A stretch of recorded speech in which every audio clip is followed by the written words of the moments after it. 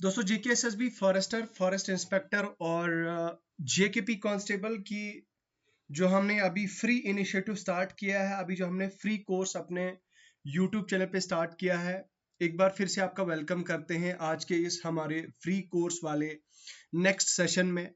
आपकी इंफॉर्मेशन के लिए बताता चलूं कि ये जो सेशन है ये हम फ्री ऑफ कॉस्ट कर रहे हैं, यहाँ पे आपके लिए लेक्चर्स ला रहे हैं और इसमें हम एमसीक्यू कम थ्योरी कर रहे हैं। यानी कि पहले एमसीक्यू आपको लाइक स्क्रीन्स पे आएगा और लाइक वाइज आपको एमसीक्यू अगर आपका आता होगा and you will reply, you will answer the MCQ. और उसके बाद अगर आपको नहीं आता है इन केस, तो आप क्या करेंगे कि आप एक्सप्लेनेशन का वेट करेंगे और एक्सप्लेनेशन आपको दी जाएगी। देखिए ये जो टॉपिक है फिजिकल ज्योग्राफी का, फिजिकल ज्योग्राफी में से अभी रिसेंटली जेकेएसएसबी ने एक क्वेश्चन पूछा था और उस क्वेश्चन ने कहीं ना कहीं जेकेएसएसबी को के मतलब जितने भी एस्पिरेंट्स थे उनको पूरी तरह से डिस्टर्ब कर दिया था, क्योंकि उन बच्चों ने उस तरह का उस लेवल का नहीं पढ़ा था। देखो दोस्तों, बेसिकली होता क्या है कि let me just bring the colour of my pen over here. तो let me tell you, basically होता क्या है कि जो फिजिकल ज्योग्राफी है, फिजिकल ज्योग्राफी को मोस्ट ऑफ द स्टूडेंट्स जो है वो इग्नोर करते हैं, यू नो। लेकिन सबसे ज्यादा क्वेश्चंस इसमें से ही आते हैं। अभी ये रीसेंट एग्जांपल आपको देखने को मिली थी, अभी हमने जो जेकेएसएसबी का अभी रीसेंट एग्जाम हुआ था, जैसे सुपरवाइजर का हुआ था, ठीक है। और उसके अलावा हमारा जो अभी जूनियर असिस्टेंट का हुआ, और हमारा जो पटवारी का पेपर है, ठीक है, पटवारी का पेपर है। बैक टू बैक जेकेएसएसबी इस फिजिकल ज्योग्राफी में से कोई ना कोई क्वेश्चन, एक एक दो दो क्वेश्चन पूछ रही है, ठीक है। तो अब हमने ये सीरीज स्टार्ट करी है आपके जेकेएसएसबी, जेकेपी कांस्टेबल के लिए और जेकेएसएसबी फॉरेस्टर के लिए, दोनों को ये टारगेट करेगी और इससे हम कोशिश करेंगे मैक्सिमम टू मैक्सिमम आपको हेल्प करने की, आपको कॉन्सेप्ट्स क्लियर कराने की। तो मेरी आपसे रिक्वेस्ट है कि आप इस वीडियो को एंड तक देखें और इस पूरी सीरीज को आप फॉलो करें। तो आज का वीडियो बस यहीं से स्टार्ट करते हैं, इसी नोट से। तो चलिए देखिए, सबसे पहली बात तो ये कि आपको ये चीज पता होनी चाहिए कि भाई ये जो अर्थ होती है, अर्थ की अलग अलग लेयर्स हैं। मतलब जो हमारी धरती है, ये जो हमारी जमीन है जिसके ऊपर हम रहते हैं, इसका आपको पता है कि भाई इसकी इसकी शेप जो है वो एक इस तरह की है, ठीक है, एलोंगेटेड शेप है इस तरह की। अब पूरा स्फेरिकल तो नहीं कहते हैं हम इसको, ठीक है, बट इस तरह की है। अब इस अर्थ के अंदर भी अलग अलग इसकी जो है वो लेयर्स हैं, ठीक है। अब सबसे टॉप मोस्ट लेयर जो है वो आपको ये चीज पता है कि भाई क्रस्ट है।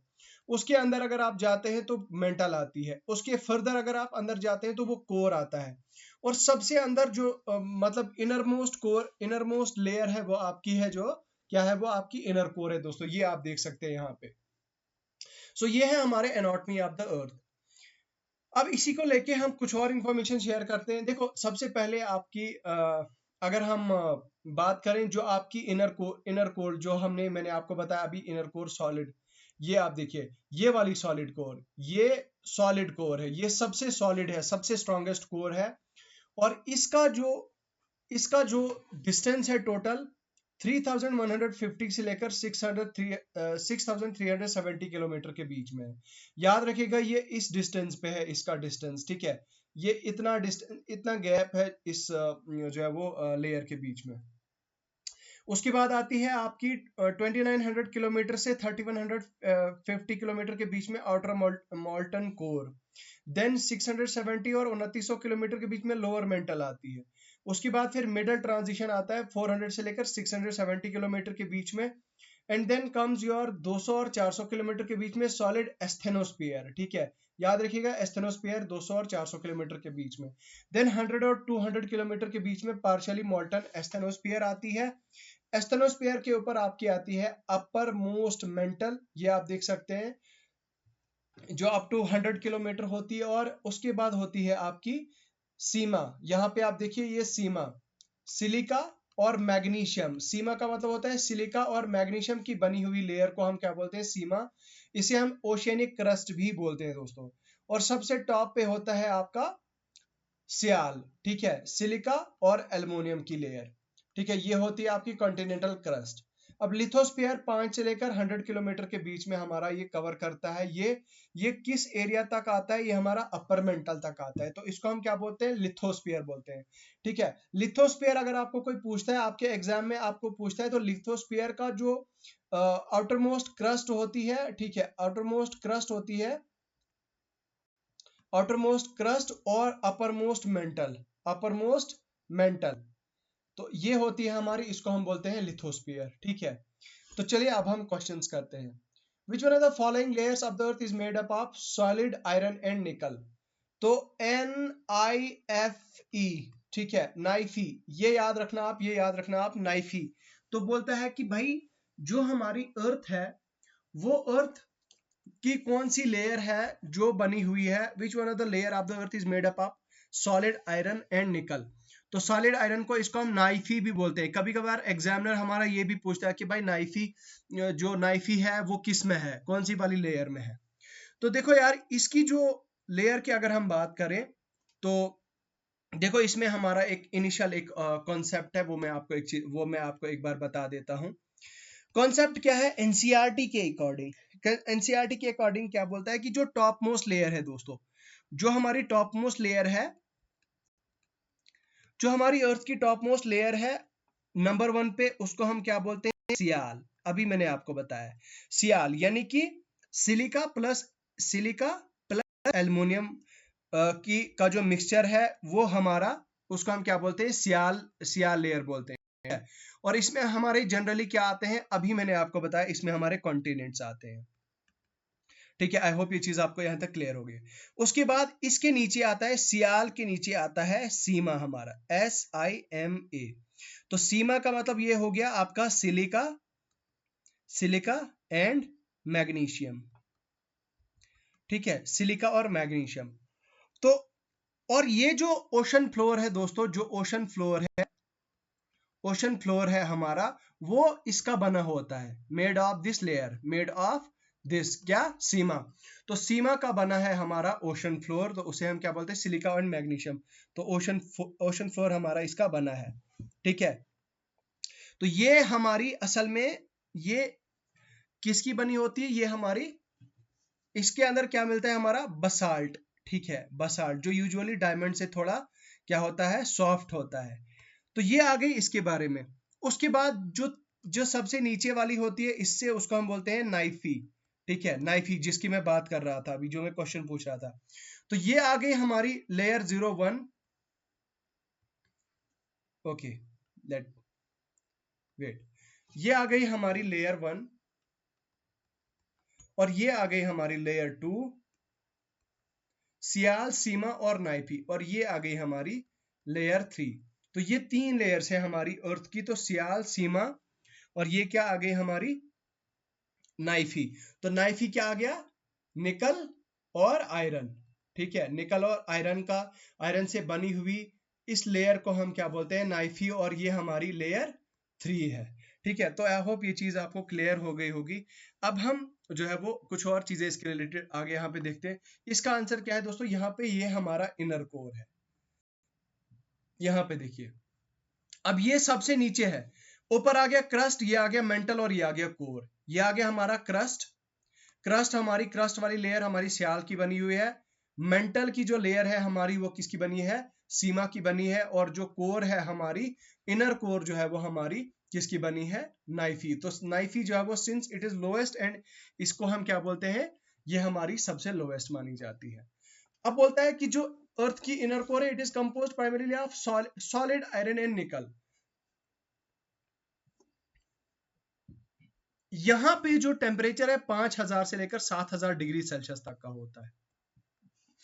ये जो नाइफी वाली लेयर है, यहाँ पे 5000 डिग्री से लेकर 7000 डिग्री सेल्सियस तक का टेम्परेचर होता है। ठीक है, इसमें बहुत ज्यादा प्रेशर होता है। It is of the radius about 1220 kilometre and is hottest part of the अर्थ। तो अगर आपसे कोई पूछे कि भाई hottest part of the earth, hottest part of the अर्थ कौन सा है ऑफ द अर्थ, एक तो आपका आंसर बन जाता है यहाँ पे inner core, number 1, inner most core. ठीक है, नंबर 1 आपका ये एक आंसर हो जाता है, और दूसरा आपका बन जाता है नाइफी। नाइफी। नाइफी की बनी हुई जो लेयर है हमारी वो इनर मोस्ट कोर है और सबसे हॉटेस्ट पार्ट ऑफ द अर्थ। अब आउटर कोर क्या है? आउटर कोर ये एक लिक्विड लेयर है दोस्तों, याद रखिएगा। ये जो आउटर कोर है हमारी, आउटर कोर हमारी क्या है? लिक्विड लेयर है, ठीक है। ये हमारी क्या है? लिक्विड लेयर है।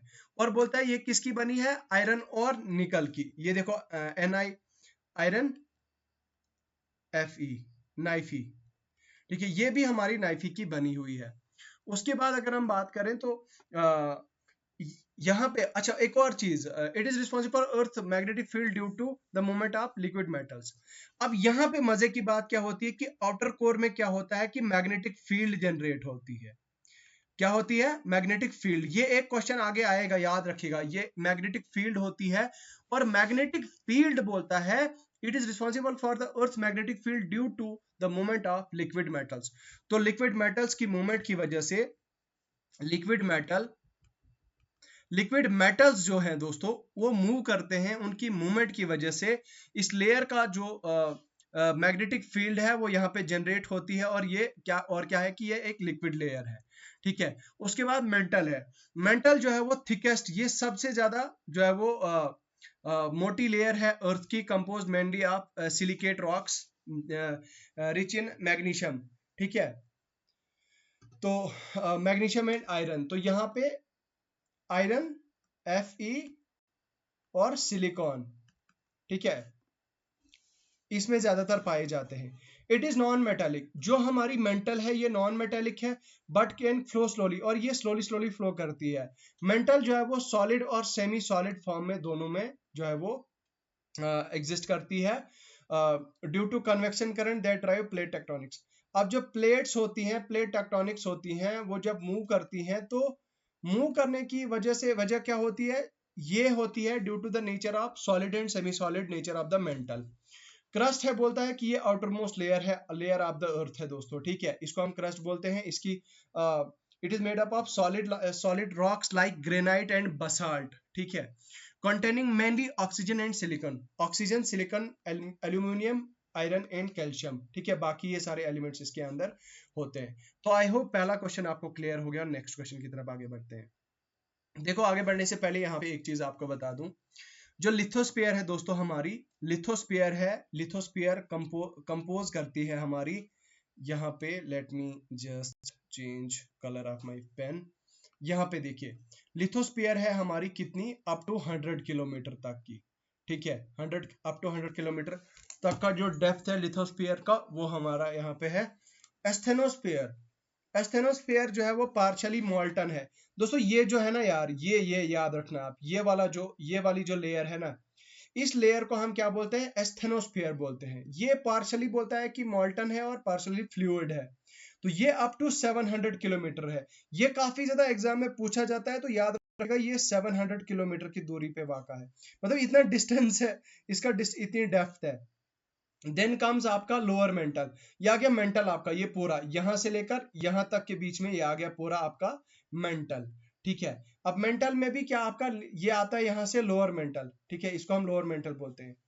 तो उसके बाद आता है आपका देन कम्स योर, इसमें यहाँ पे देखिए मेंटल में क्या होता है, मोस्टली सिलिकेट्स होते हैं, ठीक है, अल्ट्रामैफिक सिलिकेट्स होते हैं, अल्ट्रामैफिक याद रखिएगा। उसके बाद बोलता है कि जो कोर है ये यहां से लेकर ये पूरा कोर है, और ये आ गया आपका आउटर कोर और ये आ गया आपका इनर कोर। तो आउटर कोर हमारी कितनी है? 5155 किलोमीटर है और इनर कोर हमारी 6371 किलोमीटर है। कोर में हमारी क्या होता है? आयरन होता है, निकल होता है और सल्फर होता है, ठीक है, याद रखिएगा। अच्छा, हमारी अर्थ में मेनली कौन कौन से किस तरह के रॉक्स जो है वो पाए जाते हैं? तो बताओ भाई, अगर आप इसके बारे में जानते हैं तो किस टाइप के रॉक्स हमारी अर्थ में पाए जाते हैं? Igneous and metamorphic, sedimentary and metamorphic, igneous and sedimentary, igneous, sedimentary and metamorphic rocks. तो देखो यार, हमारी अर्थ में ये तीनों कैटेगरी के रॉक्स पाए जाते हैं। ये चीज तो बच्चे को पता है भाई, ये काफी बेसिक सवाल था। यहाँ पे देखिए ये हमारा जो अर्थ है, अर्थ में हमारी तीनों ये रॉक्स पाए जाते हैं। अब देखो थोड़ा रॉक्स को हम पढ़ते हैं। इग्नियस रॉक बोलता है कि ये सॉलिडिफिकेशन ऑफ मॉल्टन मटेरियल, देखो जब मैग्मा मैग्मा होता है ना दोस्तों, मैग्मा या फिर लावा, मैग्मा और लावा के बारे में आप क्या जानते हैं? ठीक है, लावा, देखो लावा जो है, लावा एक, जब अर्थ के अंदर जो अपर मोस्ट मतलब जो हमारी लेयर क्रस्ट है हमारी, ठीक है, हमारी अर्थ के अंदर जब क्या होता है कि हमारी अर्थ के अंदर जब बहुत ज्यादा हीट जनरेट होती है, ठीक है, हीट जनरेट होती है, तो ये जो लावा है यहाँ पे हमारी अर्थ के अंदर ये बाहर निकलने की कोशिश करता है, ठीक है, ये बाहर निकलने की कोशिश करता है। जब ये इनसाइड द अर्थ होता है तो ये हमारा मैग्मा कहलाता है, ठीक है, ये हमारा मैग्मा कहलाता है। लेकिन जब ये मतलब इस तरह से मैं एक बार थोड़ी डायग्राम बना देता हूँ।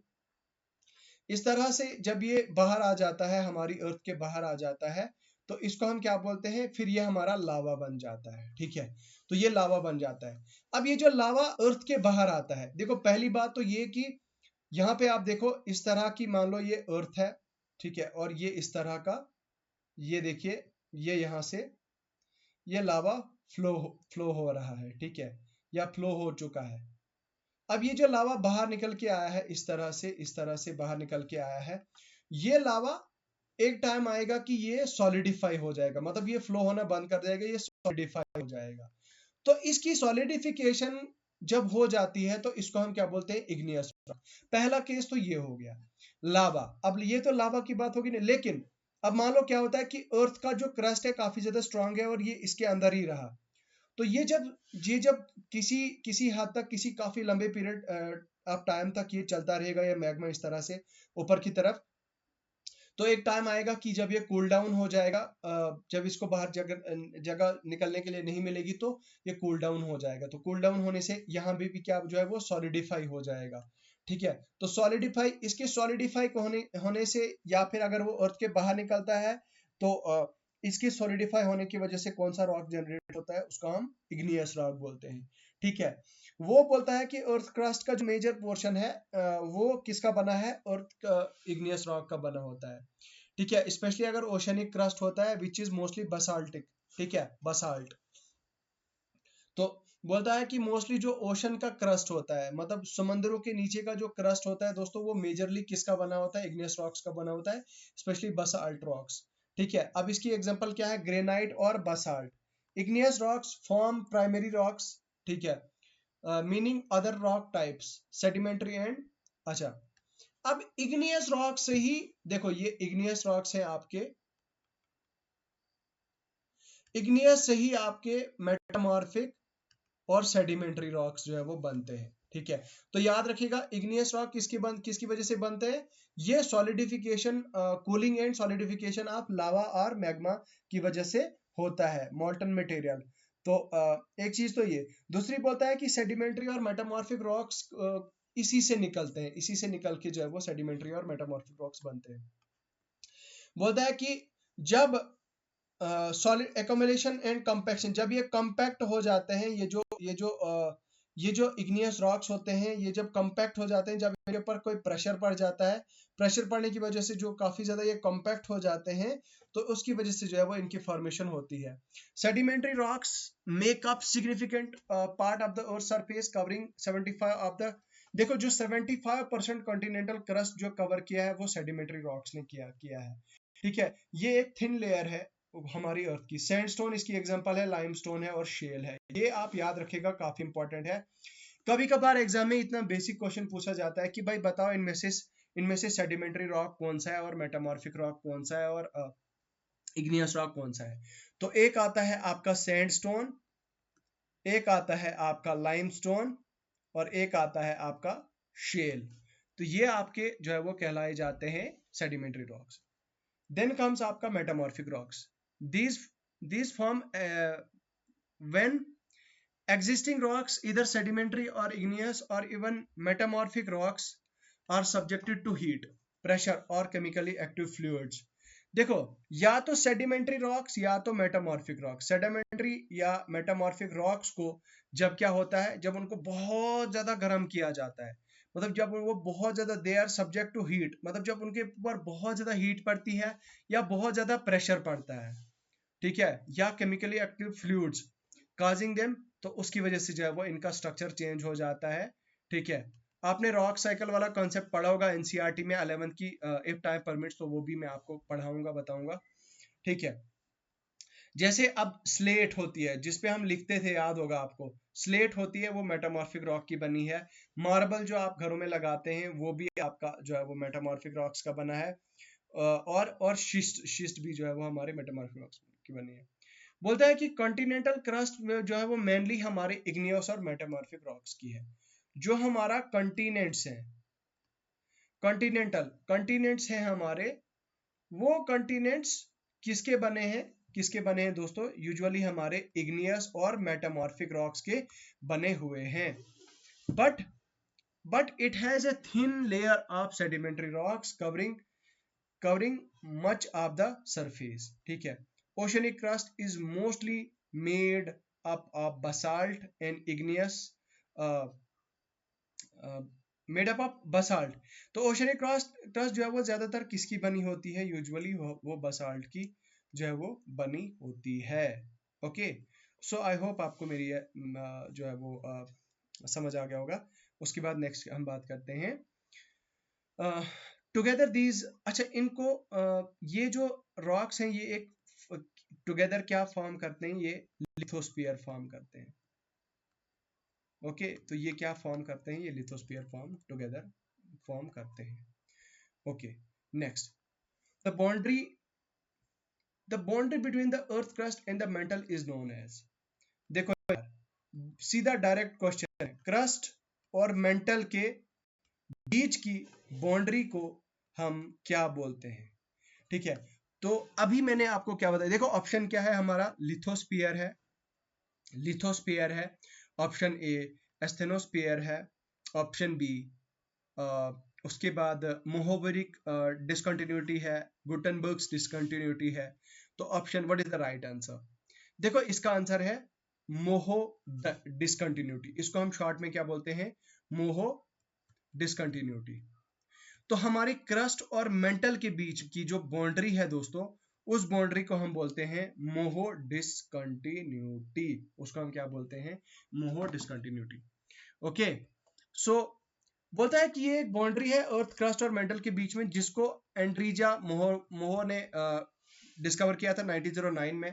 ठीक है, बोलता है कि it marks the change in speed of seismic waves which travel faster in the mantle than in the crust due to the different composition rocks and density। ठीक है, रॉक्स की कंपोजिशन की वजह से जो है वो इसमें क्या होता है, स्पीड ऑफ सिस्मिक वेव्स इन्होंने देखी थी भाई, क्योंकि वो इसलिए क्योंकि जो क्रस्ट है, क्रस्ट में क्या है, रॉक डेंसिटी ज्यादा है और मेंटल में थोड़ी कम है। डेप्थ ऑफ मोहो, तो कॉन्टिनेंटल क्रस्ट क्या बोलता है कि 30 to 50 किलोमीटर जो है वो डीप है हमारा कॉन्टिनेंटल क्रस्ट। ओशनिक क्रस्ट हमारा 5 से लेकर 10 किलोमीटर जो है वो डीप है।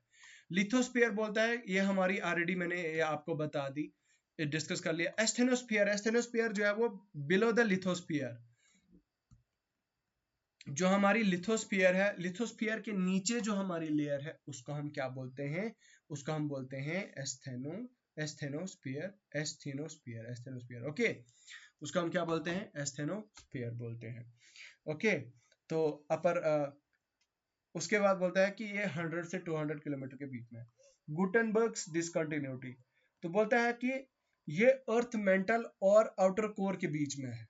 क्या, अर्थ के मेंटल और आउटर कोर के बीच में, ये आ गया आपका, ये आ गया मेंटल और ये आ गया आउटर कोर। यहाँ पे देखिए, तो ये जो एरिया है दिस वन, यहाँ पे इस एरिया को हम क्या बोलेंगे, ये वाला, इसको हम कौन सी डिसकंटिन्यूटी बोलते हैं, इसका हमने नाम रखा है गुटनबर्ग्स डिसकंटिन्यूटी। तो याद रखिएगा। नेक्स्ट क्वेश्चन है, which part of the earth is responsible for generating the magnetic field. तो इसका मैंने ऑलरेडी आपको आंसर बता दिया है।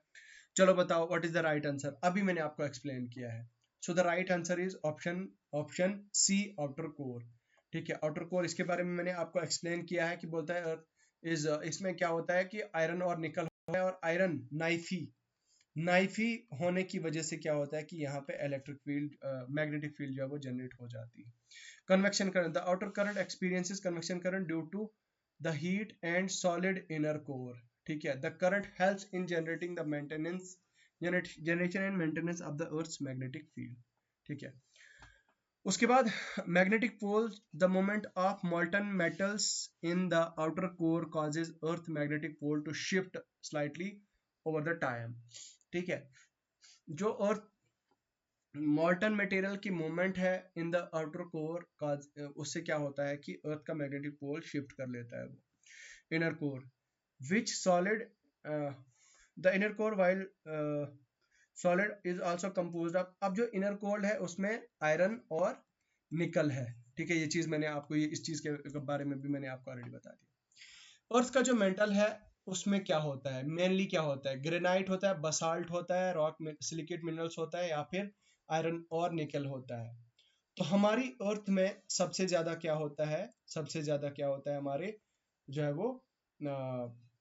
वो होता है हमारा option C is the right answer, silicate minerals होते हैं, ठीक है। अब बोलता है कि मेटल, द मेटल इज, यहाँ पे देखिए हमारी जो अर्थ है इसमें सिलिकेट मिनरल्स होते हैं, magnesium, rich in magnesium and iron, ठीक है। ये चीज यहाँ पे आपको पता होनी चाहिए। उसके बाद rock made up olivine or pyroxene, ठीक है। The mantle is different from the earth's crust which is generally largely of silicate like granite and basalt, okay, granite and basalt, all right, okay। So next, उसके बाद है आपका, उसके बाद है आपका स्ट्रक्चर ऑफ द मेंटल। अब जो मेंटल है ना दोस्तों, उसकी डेप्थ कितनी है, उसकी डेप्थ है आपकी 2900 किलोमीटर, 2900 किलोमीटर है इसकी, ठीक है। ये अपर मेंटल और लोअर मेंटल में डिवाइड हो चुकी है। Upper part of the mantle is rigid, ठीक है। अपर मेंटल जो है वो क्या है, रिजिड है, ठीक है, rigid with the crust forms lithosphere, below this mental is partial, तो इसके नीचे वाला जो मेंटल है वो क्या है दोस्तों, वो पार्शियली मोल्टन है, ठीक है। तो याद रखिएगा ये इसके बारे में है। Next, which one of the following statement about the earth's core is true, अर्थ के कोर के बारे में क्या चीज ट्रू है। देखो, crust the inner core is liquid, ये बिल्कुल भी नहीं है, मैंने आपको ऑलरेडी बताया। Both the inner core and outer core are solid, the inner core is solid and outer core is liquid, तो इसका आंसर क्या हो जाएगा, option C is the right answer, the inner core is solid and outer core is liquid. अब जो हमारी अर्थ का जो मैंने अभी आपको पहली इमेज दिखाई थी, ये आ गया हमारा इनर मोस्ट इनर कोर, ये हमारा क्या होता है, सॉलिड होता है। और इसके अंदर वाला जो होता है, इसकी मतलब इससे बाहर वाला जो होता है वो क्या होता है, वो लिक्विड होता है।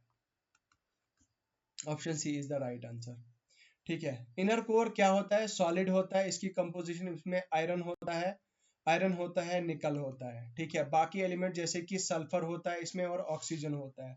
इसका जो टेम्परेचर है 5000 से 6000 डिग्री के बीच में होता है इनर कोर का, याद रखिएगा, काफी ज्यादा इंपॉर्टेंट है।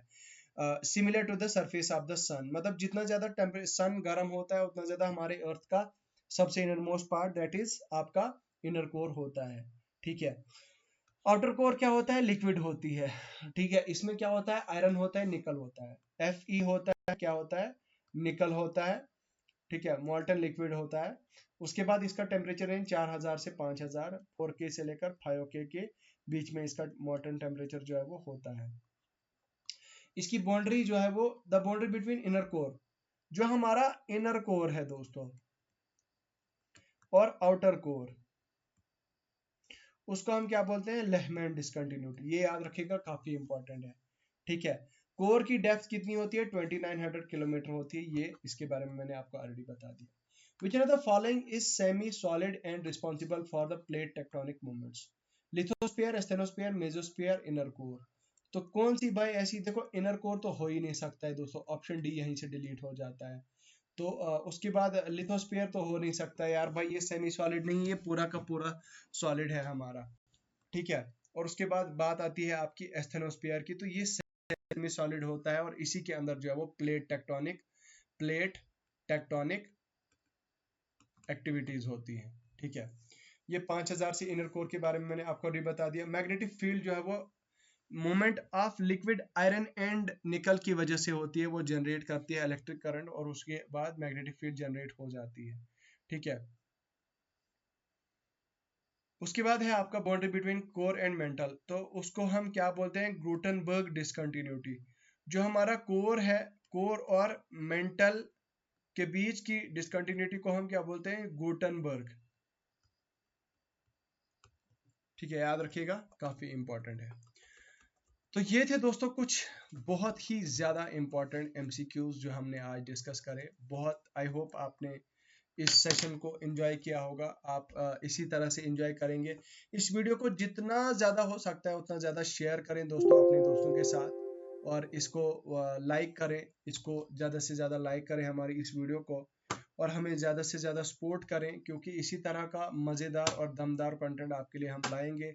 और मुझे पूरी उम्मीद है कि आप इन हमारे सेशंस को एंजॉय करेंगे और एंजॉय कर रहे होंगे। बाकी कमेंट सेक्शन में अपना फीडबैक लिखना ना भूलिएगा। तो इन्हीं अल्फाज के साथ मैं